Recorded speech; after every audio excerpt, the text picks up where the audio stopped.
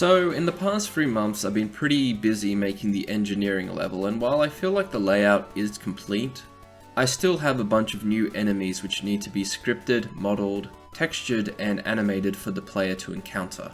So engineering is still behind closed doors for now. But what about everything else?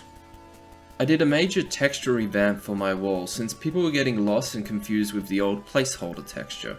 This should help distinguish each area in the level as unique, while also giving the player an additional visual indicator of where they are within the level. A bunch of LEDs were also added to the level to help nudge players towards certain areas. There is more that I'd like to get done with lights, but I'd like to wait for Godot 4 before I explore that due to performance reasons. A lot more objects are interactable and destructible. For instance, you can now interact with water coolers, taps, toilets, and even the soda dispenser. If anyone knows the font name for Power First, please let me know. Anything with glass should now also be destructible, so hammer time is all the time. In addition, there will be a couple of other objects that can be destroyed or damaged through other weapons in unique ways. I added a minimap for the player that has various options such as showing the floor above, current floor, floor below, and the vents.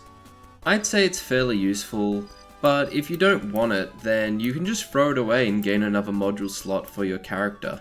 This means that when building your character loadout, you should be considering whether certain UI elements are more important than combat efficiency modules. The light is now also a module and has been changed from a cone-based system to a circular aura. I feel like this is an all-round improvement, with it interacting substantially better with enemy detection systems and providing generally more useful visual feedback for the player. Otherwise, there's been a bunch of small changes to the levels.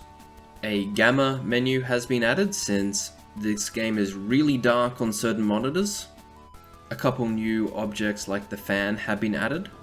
Key items like keycards and spells will be more obvious when you collect them.